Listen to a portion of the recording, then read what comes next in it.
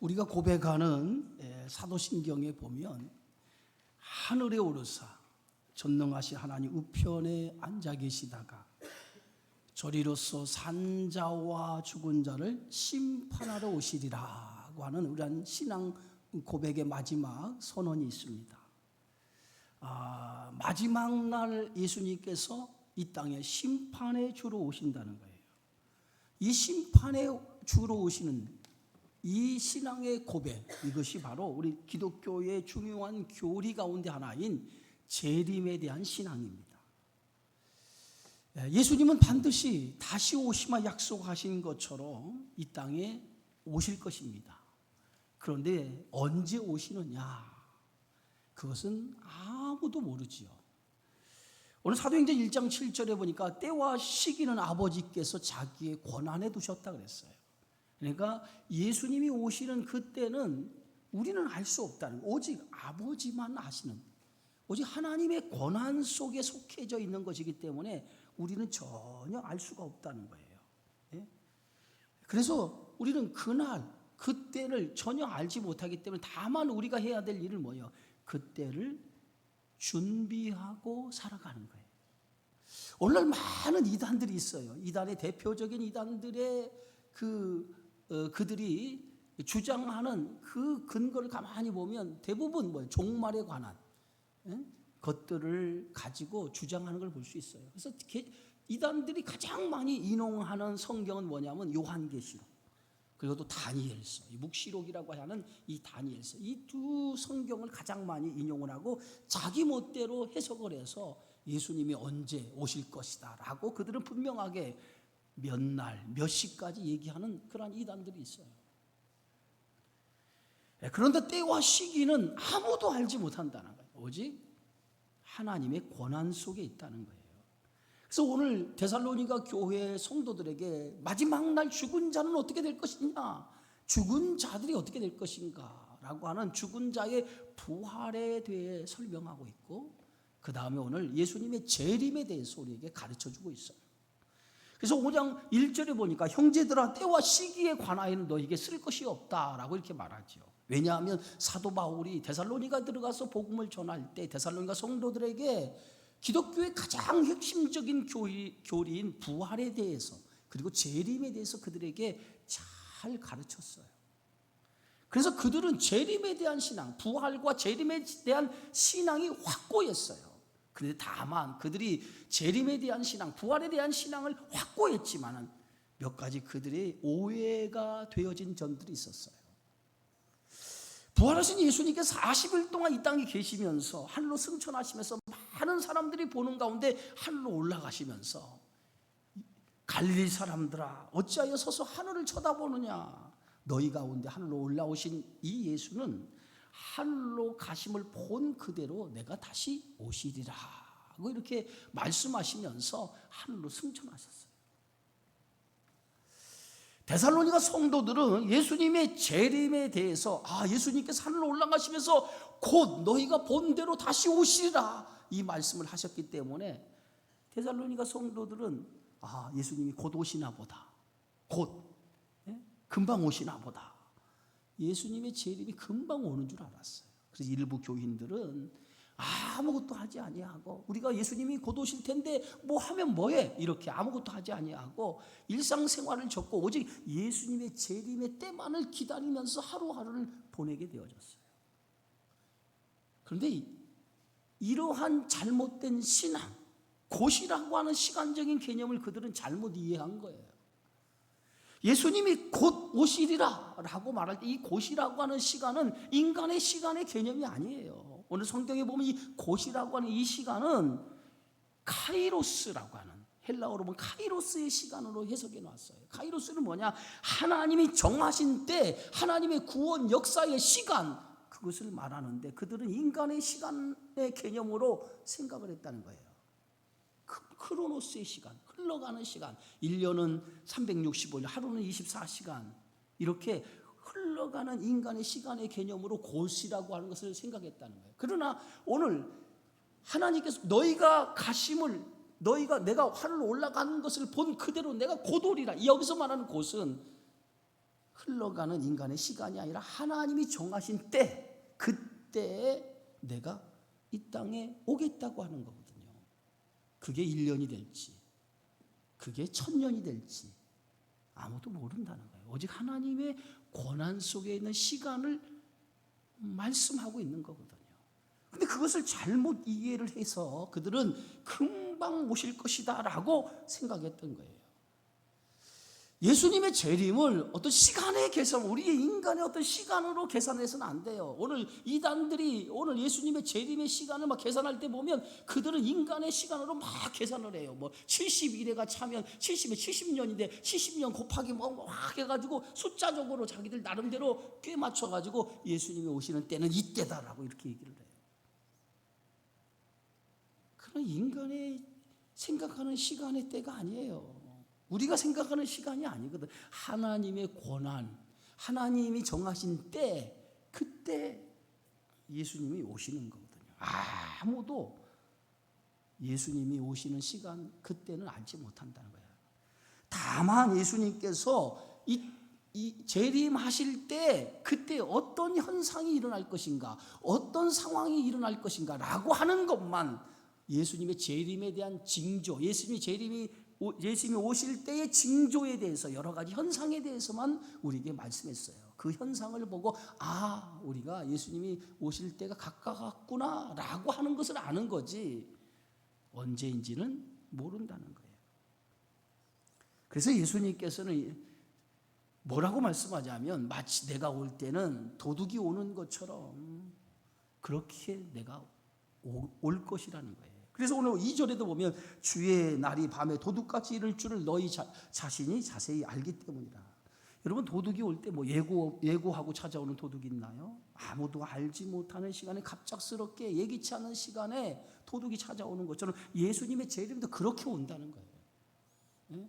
3절에 보니까 그들이 평안하다 안전하다 할 그때에 임신한 여자에게 해산의 고통이 이름과 같이 멸망이 갑자기 그들에게 이르게 될 거라는 거야. 그러나 결코 피하지 못할 것이라는 거예요. 평안하다 안전할 때 임신한 여자가 해산의 고통이 갑자기 찾아오는 것처럼 예수님의 재림도 그렇게 갑자기 예기치 않은 날에 예수님이 이 땅에 오실 거라는 거예요. 마치 예수님은 그날이 어떤 날과 같을 거냐, 오늘 마태복음 24장에 보면 노아의 때와 같이 예수님의 재림이 그렇게 임할 것이라는 거예요. 여러분, 노아의 때가 어떤 때입니까? 노아의 때는요, 사람들의 모든 생각이 악했다는 거예요. 그래서 하나님이 이 세상을 만드신 걸 후회할 정도로 그렇게 악한 때가 바로 노아의 시대였어요. 그래서 노아의 경고를 통해서 하나님의 심판이 곧 임한다라고 그들에게 예고해 주었어요. 그럼에도 불구하고 노아 시대에 살고 있던 사람들은 먹고 마시고 장가들고 시집가고 일상적인 쾌락에 빠져서 하나님의 심판이 목전에 와 있는 줄도 모르고 살아갔어요. 결국 노아의 경고를 무시한 그들은 홍수로 심판을 당하게 되어지죠. 예수님이 재림하실 때도 똑같다는 거예요. 평안하다 안전하다 할 그때 예수님이 재림하신다는 거예요. 그 재림하는 날은 아무도 피할 수가 없는 날이라는 거예요. 1992년 9월에 미국 플로리다 주에 안드레라고 하는 이름을 가진 태풍이 상륙을 했습니다. 속력이 무려 266km, 폭이 49m나 되는 엄청난 그 태풍이 플로리다 주에 강타를 한 거예요. 이 태풍으로 33명이 죽고 6만 3천 집들이 파괴가 되고 무려 30억 조의 피해를 당했다고 합니다. 이 태풍이 발생할 때 정부는 태풍 피해가 발생할 것을 미리 대비할 것을 사람들에게 알리게 되었어요. 그래서 태풍이 피해가 입을 집중적인 그 피해 지역 75km 반경에 되는 사람들에게 즉시 피할 것을 방송으로 알렸어요. 그런데 이 경고를 무시하고 파티를 열었던 22명의 사람들은 결국은 파티를 즐기다가 태풍으로 인해서 생명을 잃어버리게 되었습니다. 분명히 분명한 경고를 했음에도 불구하고 그 경고를 무시하고 살다가 결국은 죽게 되어진 거예요. 오늘 예수님께서도 재림의 때, 이 때를 우리에게 말씀하면서 이 재림의 때를 준비하며 살아가라는 거예요. 그것이 오늘 우리들에게 주시는 예수님의 말씀이에요. 그래서 5장 4절에도 보면 형제들아 너희는 어둠에 있지 아니하 그날이 도둑같이 너희에게 임하지 못하리니, 도둑같이 임하는 그 때를 위해 준비하라는 거예요. 공부 잘하는 학생은 시험 때가 와도 걱정을 하지 않아요. 왜냐하면 평상시에 준비를 잘했기 때문에 시험이 때가 돼도 그렇게 걱정을 하지 않습니다. 그러나 공부 못하는 학생은 시험 때가 되면 제일 먼저 걱정이 앞서죠. 왜냐하면 준비하지 않았기 때문에. 주의 재림도 마찬가지입니다. 재림을 준비하며 살아가는 사람은 예수님의 재림이 두렵지 않아요. 그날이 뭐요? 가장 복된 날이기 때문에 두렵지 않아요. 그래서 재림을 준비하며 살아가라는 거예요. 그날이 가장 복된 날이 되기 위해서 재림을 준비하며 살아가라는 거예요. 근데 오늘 이 재림이라고 하는 것은 예수님이 마지막 날 오시는 때가 재림이잖아요. 근데 사실은 그런 의미도 있지만은 종말을 살아가는 성도들에게 마지막 종말을 준비하며 살아가라는 그런 의미도 있어요. 종말이 뭐예요? 죽음이잖아요. 태어나는 순간부터 인간은 뭐예요? 죽음을 향해, 종말을 향해서 가는 거예요. 그죠? 이 종말이 없는 사람은 하나도 없어요. 언젠가는 여러분 다 죽잖아요. 그러니까 태어나는 순간부터 우리는 종말을 향해서 달려가거든요. 마지막 죽음을 준비하는 것이 우리의 인생인 거예요. 네?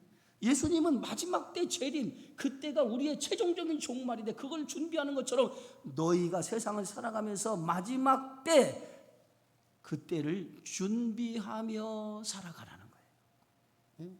그러면서 오늘 예수님은 우리에게 이렇게 말씀합니다. 5절에 너희는 다 빛의 아들이요 낮의 아들이라. 우리가 밤이나 어둠에 속하지 아니했다라고 말합니다. 우리는 빛의 아들이라는 거예요. 낮의 아들이기 때문에, 이 빛의 아들, 낮의 아들이기 때문에 우리가 빛의 자녀들처럼, 낮에 속한 사람처럼 살아가라는 거예요. 여러분, 빛의 속성이 있죠. 빛은 어둠을 밝히는 게 빛의 속성입니다. 어둠이 있는 곳에 빛이 들어가면 반드시 어둠은 물러가게 되어 있어요. 그런데 예수님은 이 땅에 빛으로 오셨죠. 예수님이 오심을 통해서 어둠이 물러갔어요. 예? 빛의 자녀라고 하는 것은 어둠에 속하지 않았다는 거예요. 예수님 믿기 전에는 우리는 어둠의 자녀였어요. 에베소 2장에 보면 너희는 진노의 자녀, 불순종의 자녀였다라고 우리에게 말합니다. 그러나 지금은 그리스도의 십자가의 은혜를 통해서 우리가 하나님의 자녀가 된 거예요. 하나님의 자녀가 되었다라고 하는 말은 빛의 자녀가 되었다는 거예요. 빛의 자녀가 되었기 때문에 빛의 자녀와 같은 어둠 속에 살지 말고 빛의 자녀처럼 살아가라는 거예요. 소돔과 고모라 성이 멸망을 당했어요. 왜 멸망을 당했습니까? 의인 10사람이 없어서 소돔과 고모라 성이 멸망을 당한 거예요. 하나님께서는 아브라함에게 소돔과 고모라의 멸망을 예고했어요. 그때 소돔과 고모라 성의 멸망을 예고한 하나님의 말씀을 받고 나서 아브라함은 그때부터 소돔과 고모라 성이 멸망하지 않기 위해서 하나님 앞에 기도하기 시작했습니다. 하나님, 소돔과 고모라 성에 의인이 50명이 있다면 그래도 소돔과 고모라 성이 소돔과 고모라 성을 멸망하실 것입니까? 하나님께서 의인 50명만 있어도 소돔과 고모라 성을 멸망하지 않겠다고 그랬어요. 근데 아브라함이 또 기도하죠. 하나님, 의인 40명 있어도 멸망하시렵니까? 하나님은 멸망하지 않겠다고 그랬어요. 마지막 아브라함은 하나님, 의인 10명만 있어도 그 땅을 멸망하시겠습니까? 마지막 하나님께서 의인 10사람만 있어도 소돔과 고모라 성을 멸망하지 않겠다고 그랬어요. 그런데 소돔과 고모라 성은 멸망을 했어요. 불과 유황으로 하나님 심판을 받고 멸망을 당했어요. 결국은 소돔과 고모라는 의인 10사람이 없어서 멸망을 당했다는 거예요. 의인 10사람이 없다라고 하는 건 빛 가운데 살아가는 사람, 의인, 빛 가운데 살아가는 사람 10명이 없어서 결국은 소돔과 고모라가 하나님의 심판을 받게 되어졌다는 거예요. 성도는 빛의 자녀입니다. 낮에 속한 사람이에요. 밤에 속한 사람이 아니라 낮에 속한 사람이에요. 그러면 빛의 자녀, 낮에 속한 사람이라고 하는 말은 빛의 자녀와 같이 어둠에 속하지 아니한 사람처럼 그렇게 깨어서 그런 삶을 살아가야 된다는 거예요. 그래서 오늘 6절에 보면 우리는 다른 이들과 같이 자지 말고 오직 깨어 정신을 차리라라고 얘기하고 있어요. 여러분 군대 가보신 남자분들은 아시겠지만 군대 생활에서 제일 힘든 거 하나가 훈련이죠. 훈련도 힘들지만 또 하나 보초 서는 일이에요. 보초 서는. 밤에 한밤중에 일어나가지고 보초를 쓰는 일이에요. 뭐 내무반을 지키기도 하지만 대부분 뭐예요? 무기고를 지키기도 하고 여러 중요한 요소들을 가서 보초 쓰는 일입니다. 복장을 갖추고 보초를 쓰는 일이 군대에 가보면 그것이 제일 힘들어요. 한밤에 일어나서 보초를 쓴다고 생각하면서 그게 쉬운 일은 아니잖아요. 근데 보초를 서는 이유가 있어요. 적들의 종태를 살피고 아군의 안전을 위해서 보초를 서는 거예요. 한 번은 뭐 같은 동기와 보초를 서는데 무기고를 지키고 있었어요. 근데 동기가 이 보초를 쓰는데 잠이 덜 깬 거예요. 잠을 덜 깨서 잠을 이기지 못하면서 졸다가 이렇게 졸면서 보초를 쓰다가 그만 휘청거리면서 그 옆에 있는 웅덩이에 팍 빠진 적이 있었어요. 여러분 정신을 차려야 되잖아요. 적이 언제 들어올지 모르기 때문에 정신을 차리고 깨어 있어야 되는데 깨어 있지 못하다가 이런 문제가 일어난 거죠. 미디안 12만 5천 명이라고 하는 대군이 이스라엘을 공격해 왔습니다.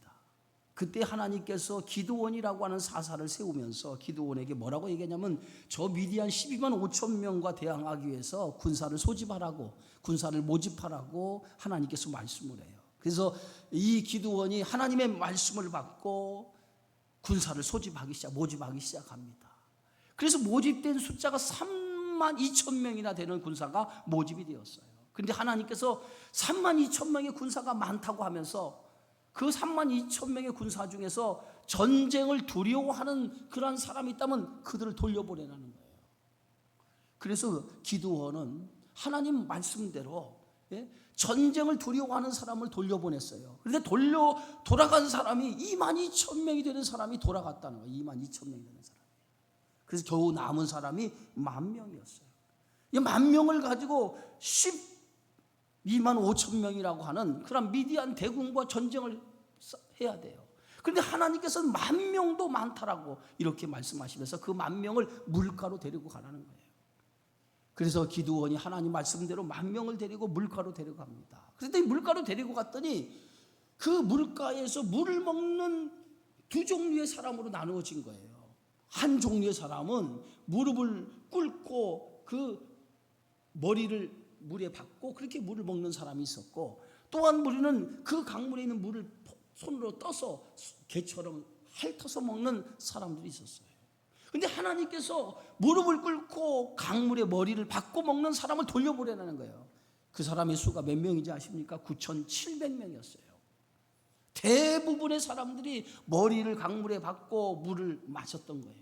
그리고 손으로 물을 이렇게 퍼서 개처럼 핥아먹는 사람은 300명밖에 없었던 거예요. 근데 하나님께서 그 머리를 박고 물을 먹는 사람 9,700명을 돌려보내라는 거예요. 그리고 300명을 남겨놓은 거예요. 300명 가지고 12만 5천 명이라고 하는 미디안 대군과 싸워야 돼요. 그런데 왜 하나님께서 그 훨씬 수적으로 부족한 300명을 놔두고 그 300명 가지고 12만 5천 명과 싸우겠을까요? 성경은 거기에 답을 주죠. 자기 힘으로 이겼다고 하지 않기 위해서라고 말합니다. 그게 첫 번째예요. 그럼 두 번째는 뭐예요?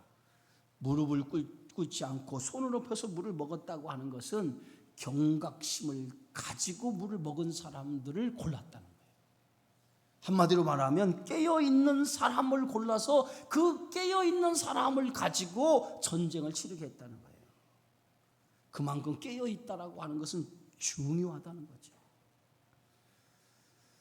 오늘 말씀의 7절에 보니까 자는 자들은 밤에 자고 취하는 자들은 밤에 취하라 이렇게 말하죠. 잠잔다라고 하는 말은 그런 육적인 잠을 얘기하는 거 아니에요. 취한다라고 하는 말은 육적인 술 취한 상태를 말하는 게 아니에요. 여기서 말하는 잠자다라고 하는 것은 영적인 무감각을 말하는 거예요. 영적으로 무감각한 사람들. 취하는 사람은 어떤 사람입니까? 술에 취해 판단력과 분별력이 흐려지는 것처럼 영적으로 판단력과 분별력이 흐려진 상태에 있는 사람을 가리키는 거죠. 성도는 영적으로 무감각해서는 안 된다는 거야. 분명한 판단력과 분별력을 가지고 세상을 살아가야 된다는 거예요. 만약 영적으로 무감각한 성도가 되어지면 그 성도는 영적으로 죽은 성도라는 거죠.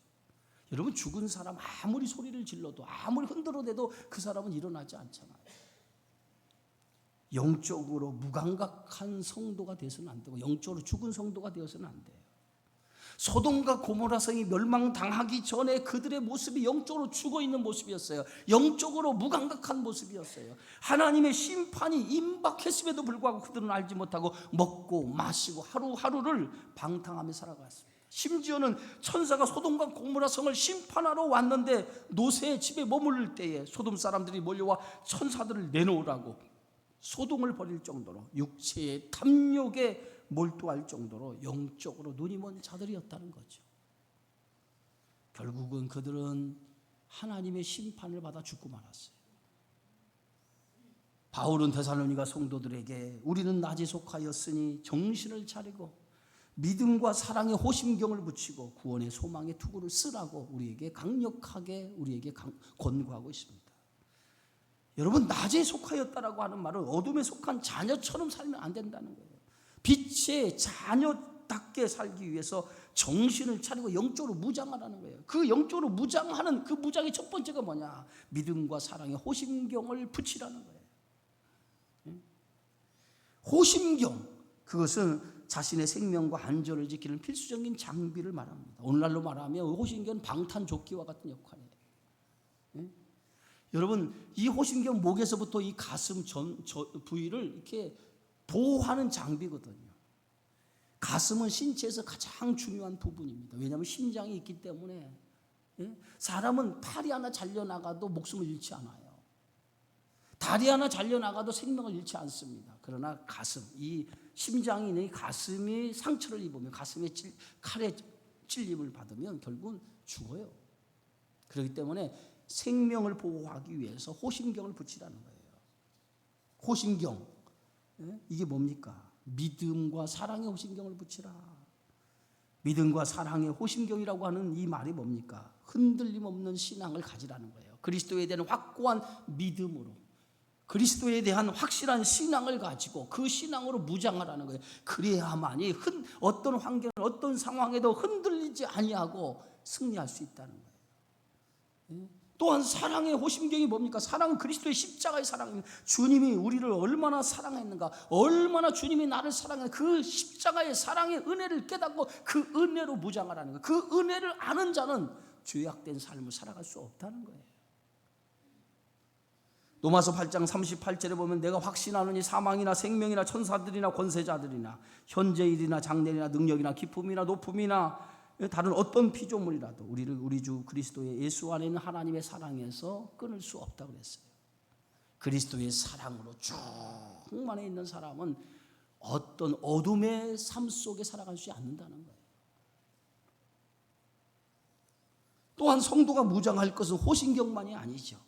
오늘 구원의 소망의 투구를 쓰라고 그랬어요.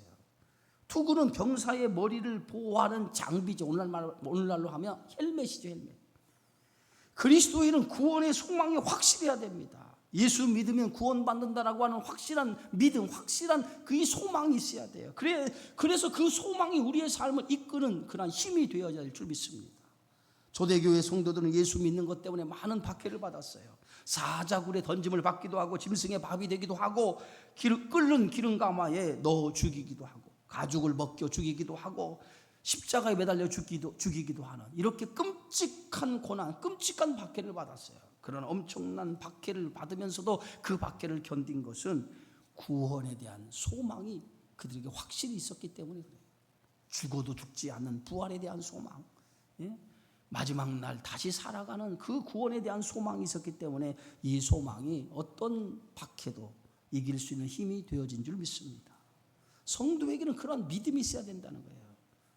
구원에 대한 확실한 믿음, 그 믿음을 가지고 살아갈 때 우리는 이 힘들고 어려운 세상 속에서 그 믿음으로 세상을 이겨나갈 수 있다는 거예요. 그래서 바울은 데살로니가 성도들에게 구원의 투구의 소망을 가져라. 여러분, 우리의 구원은요, 완성된 구원이 아니에요. 지금 우리의 구원은 이미 예수님의 십자가의 은혜로 구원이라고 하는, 너희를 구원하겠다고 하는 구원의 약속을 받은 거예요. 구원에 대한 약속을 받은, 다른 말로 하면 구원이라고 하는 보증수표를 받은 거지, 구원의 완성이 이루어진 건 아니에요. 구원의 완성은 언제 이루어집니까? 마지막 날 예수님이 이 땅에 오셔서 주님의 나라에 우리를 데리고 갈 때, 그때 구원의 완성이 이루어지는 거예요. 그때까지는 구원이 완전히 이루어진 게 아니라 지금 미완성한 채로 예수님이 우리를 구원의 약속을 해주신 그 약속의 보증수표를 가지고 세상을 살아가는 거예요. 그래서 오늘 성경 말씀에 이렇게 말하잖아요. 하나님이 우리를 세우심은 노하심에 이르게 하심이 아니요 오직 우리 주 예수 그리스도로 말미암아 구원을 받게 하려 하십니다. 최종적으로 예수님이 마지막 날 우리를 데리고 그 나라에 들어가게 되어지리라 믿습니다. 그때까지 우리는 어떻게 살아야 돼요? 정신을 차리고 깨어서 낮에 속한 사람처럼 살아가야 될 줄 믿습니다. 그것이 우리들이 해야 될 일이라는 거예요. 그래서 10절에도 예수께서 우리를 위하여 죽으사 우리로 하여금 깨어있든지 자든지 자기와 함께 살게 하려 하셨느니라. 영원히 깨어서 있는 자와 함께 마지막 날 그날에 들어가서 주님과 함께 살게 하시기 위하심이 주님이 원하시는 것이라는 거예요. 흔히 사람들이 죽음이 한 번뿐이라고 생각을 하죠. 예? 그러나 인간은 한 번 죽는 것이 아니라 두 번 죽어요. 첫 번째 죽음은 육적인 죽음입니다. 육체가 죽는 거예요. 그게 첫 번째 죽음이에요. 두 번째 죽음은 영벌의 죽음이에요. 모든 사람은 다 첫 번째 죽음을 경험할 수밖에 없어요. 왜냐하면 로마서 5장 12절에 있는 말씀처럼 한 사람으로 죄가 세상에 들어오고 죄로 말미암아 사망이 왔다고 그랬어요. 이와 같이 모든 사람이 죄를 지었기 때문에 사망이 모든 사람에게 이르게 되었다고 그랬어요. 아담이 지은 범죄를 모든 사람이 죄를 지은 거고 그 죄의 대가가 죽음이었어요. 그런데 아담이 지은 죄로 인해서 아담은 어떤 죽음을 가졌느냐? 육체의 죽음뿐만 아니라 영벌의 죽음을 갖게 되어졌다는 거죠. 그러나 예수 안에 사는 사람은 영벌의 죽음이 없어요.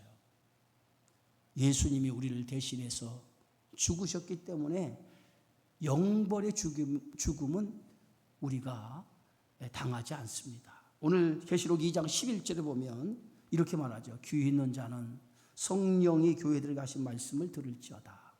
이기는 자는 둘째 사망의 해를 받지 아니하리라. 둘째 사망이 뭐예요? 영벌의 죽음이에요. 마지막 날 예수님의 앞에 섰을 때 모든 사람들이 다 심판을 받게 되고 그 심판을 해서 영벌에 들어가거든요. 예수 믿는 사람은 영원한 하나님의 나라에 들어가고 믿지 않는 사람은 영원한 죽음의 그러한 지옥에 들어가게 되어지거든요. 그 심판을 당할 때 예수 믿는 사람은 영벌의 죽음이 없다는 거예요. 사랑하는 성도 여러분, 지금이 어떤 시대입니까? 말세죠. 종말이라고 하죠. 종말. 말세 지말이라고도 하고 종말의 때라고도 하죠. 이러한 종말의 때 우리가 어떻게 종말의 때라고 우리가 알 수 있습니까? 거짓 선지자가 일어나고 곳곳에서 난리가 일어나고 전쟁과 기근과 지진 등이 발생하고 불법이 판을 치고 사랑이 식어지는 때, 이때가 되면 종말이 가까운 줄 알라 하고 주님이 우리에게 가르쳐 주었어요. 지금이 그런 때 아닙니까? 점점 세상이 험악해지고 살기는 좋아졌는지 모르지만 점점 악해져 가는 것을 볼 때 이때가 이런 모습이 오면 종말이 가까운 줄 알아라. 예수님이 재림이 가까운 줄 알라는 거예요.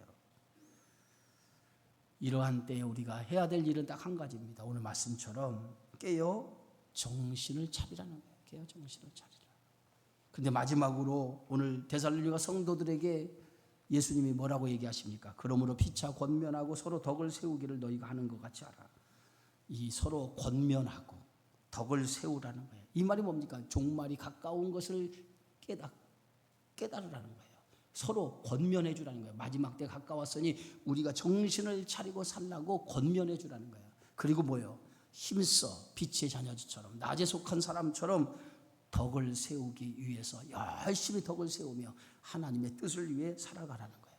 그러한 성도가 되어지는 사람이 재림을 준비하는 성도라고 우리에게 가르치고 있습니다. 종말의 때를 살아가는 성도 여러분, 우리가 깨어서 주님의 재림을 기다리며 믿음을 걸어 살아가는 저와 여러분의 삶이 되어지기를 주의 이름으로 축원합니다. 기도하겠습니다. 하나님 아버지 고맙습니다. 종말의 때를 살아가는 성도들의 삶 속에 오늘 데살로니가 성도를 향해서 가르쳐 주신 이 영적인 가르침을 잘 깨닫게 하여 주셔서 깨어 정신을 차리고 주님이 오시는 때를 예비하고 준비하며 살아가는 저희들 되어지게 하여 주셔서 마지막 주님 앞에 섰을 때 부끄럽지 않는 모습으로 주님을 맞이하며 주님 앞에 설 수 있도록 저희들을 인도하여 주시옵소서. 예수님의 이름으로 기도하옵나이다. 아멘.